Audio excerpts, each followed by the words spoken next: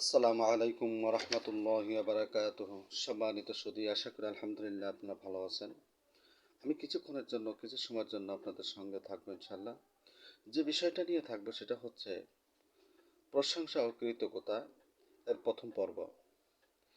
প্রশংসা প্রশংসা একমাত্র শুধুমাত্র কেবলমাত্র আল্লাহ তাআলার জন্য। আমরা আমরা শুরুতেই আমরা শুরুতে যেমন সূরা ফাতিহা শুরুতে বলে থাকি, এবং প্রত্যেকটা ভাষণ এবং সম্ভাষণ যাই কিছু বলি না কেন, শুরুতে আমরা যে মুনিবের প্রশংসা করে থাকি।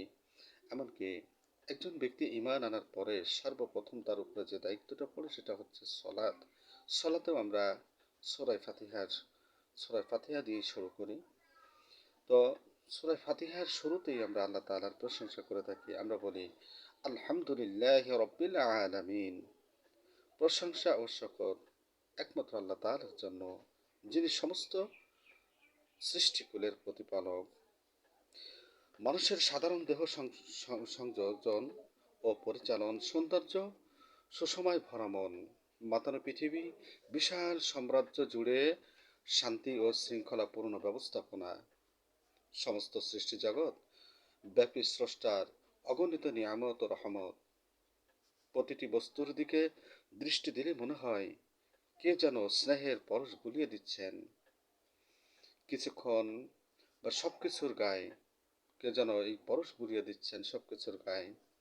মানুষ যখন এসব বিষয় নিয়ে চিন্তা ভাবনা করে, তখন নিজের অজান্তে তার মন মগজের উপর এর প্রভাব পড়ে, আসন্ন হয়ে যায় সমস্ত চিন্তা চেতনা। তখন সে স্বতঃস্ফূর্তভাবে বলে ওঠে, সমস্ত প্রশংসা ও শকর একমাত্র আল্লাহ তাআলার জন্য, তিনি বিশ্বজাহানের প্রতিপালক। সকল বস্তু একমাত্র আল্লাহ তাআলার।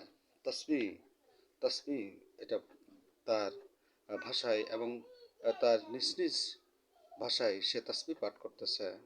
আল্লাহ তাআলা বলেন, বিসমিল্লাহির রহমানির রহিম, তুসাব্বিহু লাহু সামাওয়াতি সাবউ ওয়াল আরদি ওয়া মান ফিহিন্না ওয়া ইন মিন শাইইন ইল্লা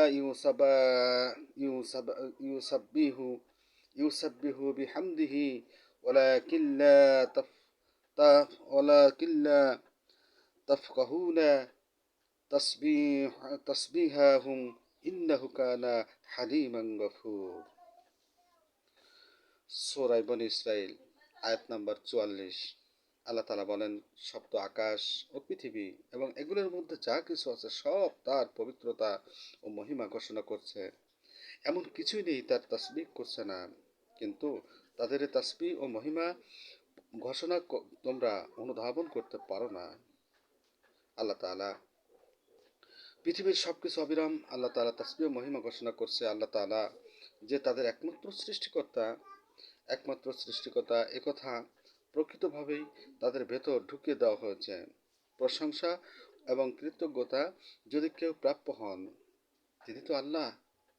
কিন্তু মানুষের মধ্যে এমন কিছু বেওকুফ আছে যারা আল্লাহর কৃতজ্ঞতা ও প্রশংসা থেকে বিমুখ।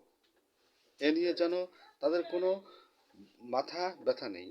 তাই আল্লাহ তাআলা তাদেরকে চিন্তা ভাবনা করার ও সংশোধন হওয়ার সুযোগ দিচ্ছেন, কারণ তিনি তো অত্যন্ত ধৈর্যশীল ও মর্জনাকারী। আল্লাহ তাআলা আল্লাহ তাআলা বলেন, বিসমিল্লাহির রহমানির রহিম। তার পবিত্রতা যে বর্ণনা করতেছেন, আল্লাহ তাআলা বলেন, বিসমিল্লাহির রহমানির রহিম, ইউসাব্বিহু লিল্লাহি মা ফিস সামাওয়াতি ওয়া মা ফিল আরদ মালিকিল কুদ্দুসিল আজিজিল হাকিম।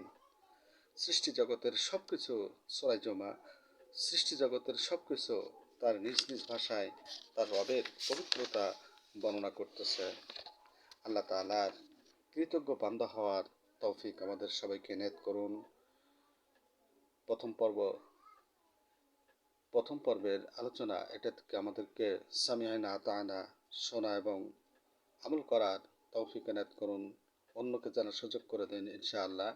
বেশি বেশি করে শেয়ার করেন। আসসালামু আলাইকুম ওয়া রাহমাতুল্লাহি ওয়া বারাকাতুহু।